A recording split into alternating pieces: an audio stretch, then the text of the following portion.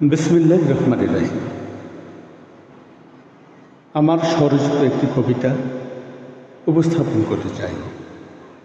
আমি মোহাম্মদ আমিনুল এহসান মোল্লা। আমার কবিতার নাম প্রেমের কি এক শিহরণ। প্রেমের কি এক শিহরণ,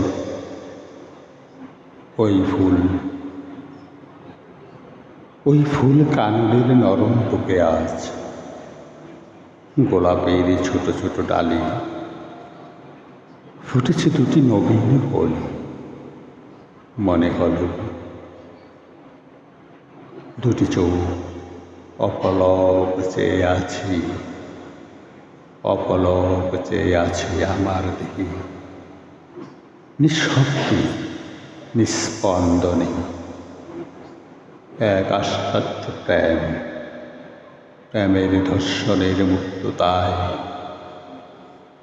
আমিও হারালাম সেই দিকে, আমিও হারালাম সেই দিকে।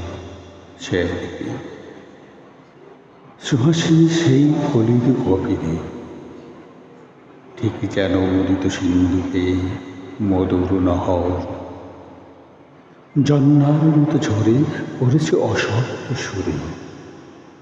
গোলাপের পাপড়ি বুঝি আজই ফুটে যাবে, আজই ফুটে যাবে। তার আগে চাই ছুঁয়ে দেখতে, মন চাই ছিঁড়ে নিয়ে রাখি হৃদয়ের গোপন ফুলদানিতে, যেখানে যুগ যুগ ধরে জমে থাকে অস্পর্শিত প্রেমের রঙিন দুটি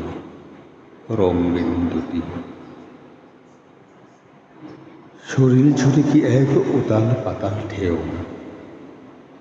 রোমান্টিক দর্শনের সব আলো যেন একত্রে নেমে এলো এমনটি। সব মিলেমিশে আজ বুকের ভেতর এক দুরন্ত ঝড়।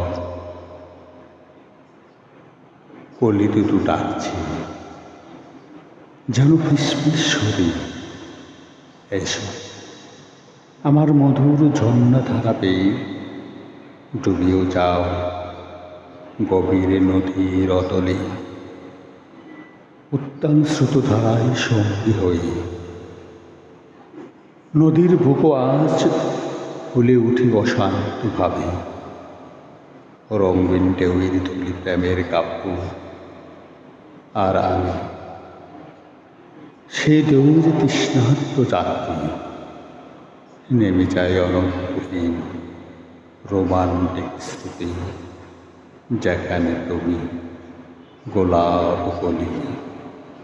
আমার সমস্ত জাগ্রত স্বপ্নের একমাত্র বসন্ত, আমার সমস্ত জাগ্রত স্বপ্নে একমাত্র বসন্ত।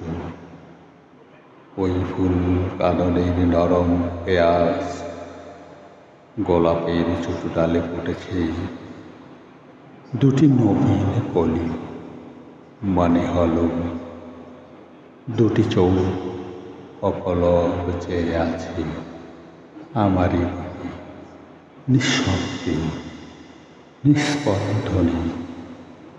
এক আশ্চর্য প্রেমদর্শনের মুক্ততায় এ যে প্রেমের কি এক শিহরণ,